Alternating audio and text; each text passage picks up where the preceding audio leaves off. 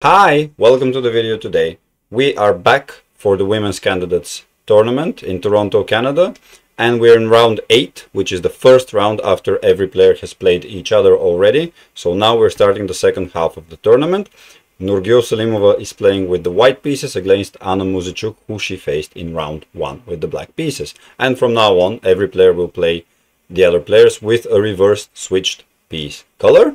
So today we're going to try and quickly recap a game that was of over 110 moves. Let's see how and why this happened and see who won. So Nurgyul opens with d4, met by d5, and for another time with the white pieces again, Nurgyul follows with what is called the Catalan defense, where she scored a win against Humpy in round 4 and a loss, a very fought out well, I think, game, but ultimately resulting in a loss in round 6 against Alexandra Garyachkina. So she uses this weapon for white a lot, called the Catalan defense, marked by developing d4, c4, and then fianchettoing the bishop on the king side. So pretty standard moves here until she develops the queen, which also has been seen before. So a very standard development for a first 10 moves with a little bit of trying to surprise each other. Muzychuk has had not the tournament that she wanted so far. She is at 2.5 points out of 7, so not a very good score. And she has had many chances to convert games to a win, which has ultimately resulted in losses. So both players really want to start the second half of their tournament well, since both shared that they weren't happy with the way they were at the midway mark. Have castles for black and a3. And as you can see, the game is still very much in the balance after 10 or so moves. Like in other positions with the Catalan, Nurgyul is going to try and win on the queen side, which means basically the left-hand side of the board. As her king on the light side is on the king side is safe, she wants to attack and develop her pieces to be pointing towards the queen side. And let's see what happens and how she is going to exploit this. Critical position in the game, which Muzychuk allowed for the queens to be exchanged and not on a particularly good square, which is a6. So even though the game is more or less equal, as you can see, the computer says 0.3 for Nurgyul, so basically equality, the black pawn structure is damaged. And when you have like a damaged structure, it's a bit more difficult to play. There are fewer moves that are correct for your side, so you really need to be precise. And here is where I thought this is one of the best chances for Nurgyul to win a game in this tournament, because she's played Muzychuk, who's missed many opportunities to win. She's probably not in the best frame of mind. Also, Nurgyul has the white pieces in a position she feels very comfortable, which is the Catalan, and so far she is doing well during the game. Time-wise, both have a lot of time, and she has a fairly easier structure to play with. Let's see what happens and how she tries to capitalize on that. We've got the bishop also being involved now that the king is safe and there is no queen on the board. It's another piece that can join the attack and help Nurgyul win on the queen side. So attacking the very loose pawn on a6. We have Muzychuk counter-attacking by targeting the rook on a1. Rook, of course, gets moved, and after knight from d to c5, we have further exchange of pieces, which again keeps the equality and keeps chances alive. We have a5, pawn escaping from being captured at a6, and now b4, expanding on the queen side again. And after this exchange, Muzychuk is forced to go back. So overall, again, I would much rather prefer to play with white from this position, because it seems to me that white cannot lose this game, whereas black can maximum draw the game. Because of its cramped position, even the pawns are doing an amazing job of restricting the knight. And here comes one of the moves that I was kind of hoping to see, just because it made a lot of sense to me. Of course, much weaker player than Nurgyul. But here computer, for many reasons, thinks e5 is the best move. And me, for one reason, think that e5 is the best move. So I thought it's a great move. So with e5, which is not what Nurgyul played, you really restrict the knight, because all of the squares are guarded by different pawns and other pieces. So I thought that would be a good move to gain some space, to allow the bishop to come here and to do annoying things on the king side. Overall, I thought it's a great move. Instead, we have bishop to a6. Computer slightly didn't like it, but also didn't quite understand it, because it kicked out the knight to actually a better square. And after a few more moves, Nurgyul keeps the tension, and as you can see, really the position is getting even more cramped for black pieces.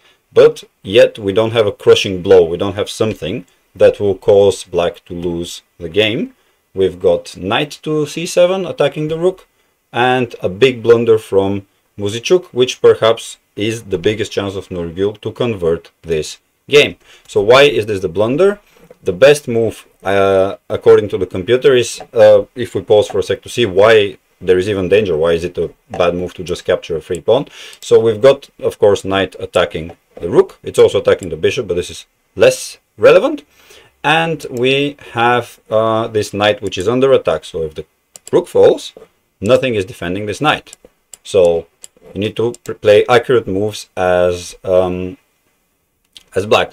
So the way to defend correctly is to first get out with this bishop to a4. This will target the white rook, which is another piece that is undefended, of course. And after that, after the rook comes here to check, then you can escape with the king and bring the king into the action as well. And it's more complicated than that, but basically the idea is black can have some free moves to solve some of its issues, but Muzychuk went straight to deal with the threat of the bishop being attacked by capturing the bishop. After that, we have knight takes to a8, best move, and as you can see, computer currently gives +2 for Nurgyul, which is quite strong and almost winning. And after knight to b6, we have rook to b1. So far she's playing the best moves and really keeping the tension on the black pieces. Unfortunately, here she chooses the wrong move. So what happens is Muzychuk goes for bishop to c6. She wants to move it from e8 so that it cannot be exchanged, which is a good idea for Nurgyul at the moment. And she's attacking the pawn on e4. So what Nurgyul does is defend the pawn with f3. Unfortunately, that move is good enough for a draw, but not good enough for a win. The correct play, and you'll see in a second why, is rook to a1, which will kick out the bishop. So attack the bishop, bishop will have to move away, and this will give further scope of the rook to win this pawn on a7. So even if some sort of carnage happens and all the pieces get exchanged, in a way for Nurgyul, where she'll be left with a rook against like either a knight or a bishop, we will have one extra less pawn for black, which could be crucial. So you need to play accurate moves and not give free pawns to your opponent. Instead, Nurgyul goes for the defense of the pawn, f3, and again we're back to equality because of that. If Muzychuk finds the best moves, which in this case is knight d7, and she does find it, and after, as I mentioned, some exchange of pieces, we are left with a knight and knight and bishop. Here Muzychuk can choose kind of which piece to lose. If she moves one of the pieces, the other one will be lost. So what she does is she's like, I'm losing a piece anywhere, and this is a very important concept to remember, probably the most useful thing in this video. So if you're about to lose a piece, you might as well do maximum damage with this, which is exactly what Muzychuk does. So facing losing a piece, she goes bishop takes pawn on g3, and it was the only move to save her, because she would lose a piece, she'll be left with a weaker piece versus a stronger piece, so she might as well kill one more pawn and at least have 2 pawns more than Nurgyul, instead of 1 pawn, which probably will end up in a loss for her.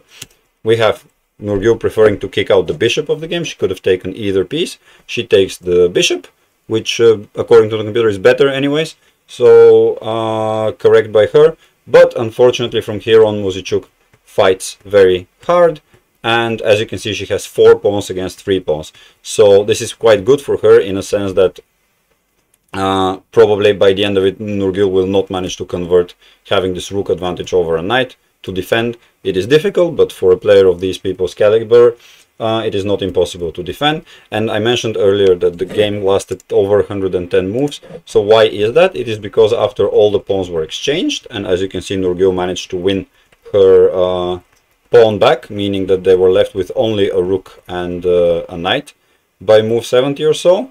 So this position, theoretically, if you play well as the weaker side, I mean the side with the knight, is a draw if you know how to defend. And actually I remember a similar position for Nurgyul where she had to play with 2 rooks on the board and her opponent had a knight, and she managed to defend. I think it was against Goryachkina in the World Cup. So this time she is on the attacking side. She can't lose the game as white, but what she can do is, unfortunately in our case, and here is the spoiler, that if you're a fan of Nurgyul, if you support Bulgarian player, she did not manage to win since Muzychuk knows too well how to deal with the threat. So we have just Nurgyul trying, probing, prodding from different angles, but as long as you keep the knight fairly close to the black king, there is nothing much that you can do. And since there is a rule that after 50 moves of not taking a piece or not moving a pawn, and there is no pawns here, no progress is made, so nothing is captured, or you haven't achieved checkmate. After 50 moves, it's an automatic draw, so it's on the move 120 that the two players agreed to a draw. So, a bit of a missed opportunity, very well played by Nurgyul. She managed to create a very, very good position to pressure Muzychuk, but it was not easy to convert it, and unfortunately, in some cases, she played the moves that were dealing with a direct threat, instead of thinking what else can she do in order to really improve her position to make it really count. And this is why the game ended in a draw. Okay, so tonight we have round 9. The position, the tournament still has many games to follow. I mean, 6 more games of quality chess. So I'm very excited to cover these as well, and I really hope for Nurgyul to be able to put many more points on the scoreboard. Thank you, and see you at the next one. Let me know what you thought about this marathon of a game. Bye.